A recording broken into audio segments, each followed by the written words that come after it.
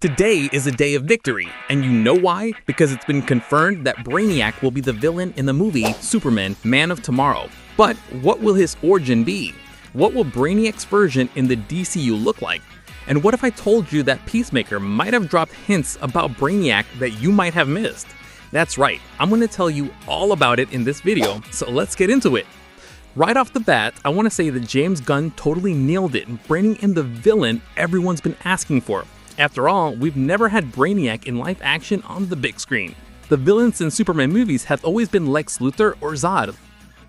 This information about Brainiac came from The Wrap, from journalist Humberto Gonzalez, who's super well informed. When The Wrap posts an exclusive, it's because they know what they're talking about, so it's gonna be Brainiac, folks. This is one of those sites that rarely miss on rumors, and Nexus Point with the insider Apocalyptic Horseman also recently mentioned that the villain in Man of Tomorrow could be either Brainiac or Mongul.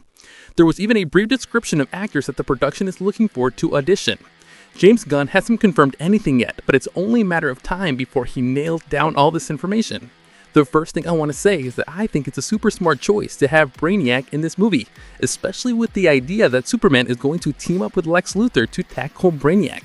This review makes him a specific villain for Superman, rather than a saga villain that all the DC heroes are going to have to face at the end of the first chapter of the DCU. It gives more room to develop the character and establish deeper connections with Superman and Luthor. The other option that was being considered in the rumors for the villain was Mongul. This guy could lead to an amazing movie, but it would need to be a Superman film in a battle world. While that would be an awesome movie, I think that's a bit too difficult for a second film with Superman alongside Lex Luthor. Plus, it's not as easy to tie Lex Luthor and be in connection with Mongul as it is with Brainiac. As for Brainiac's origin, I'm really curious about what James Gunn intends to do, because this villain has several different origins in history. The two most well known are one that says he comes from the planet Kolu, where he was a scientist with no connection to Superman.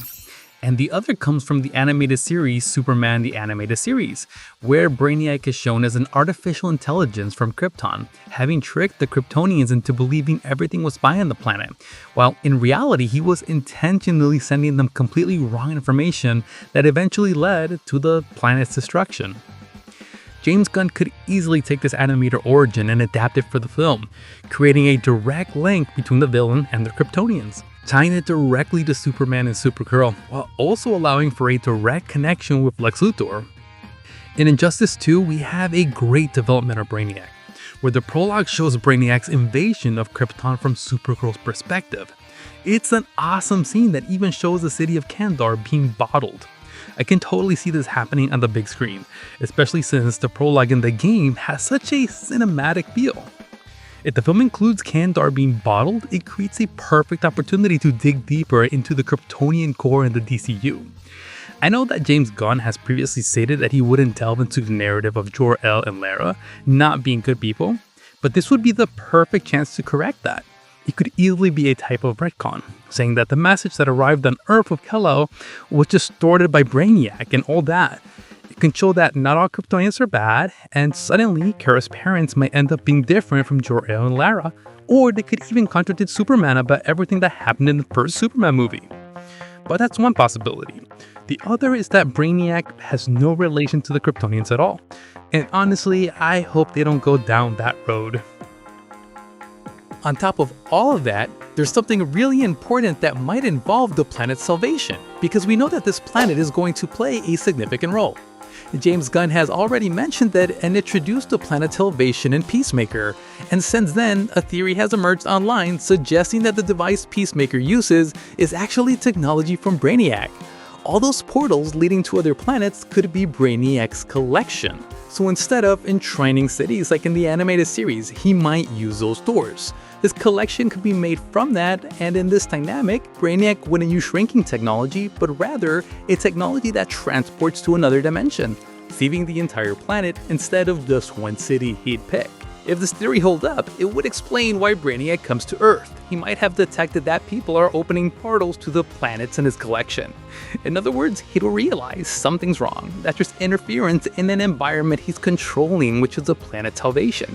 We'll just have to wait and see what the origin of that planet is. Brainiac might be exploring the universe in search of the perfect civilization with maximum intelligence. In Peacemaker, there are hints that this might indeed be true. Of course, that's still just a theory. It's not confirmed, but it makes sense. Another important character in Man of Tomorrow is Lex Luthor himself. He's going to team up with Superman to face an even greater evil, which will be Brainiac. However, we all know that Luthor always has ulterior motives. So what could his intentions behind this alliance with Superman be? So guys, they could develop Luthor over the long term to ultimately become president.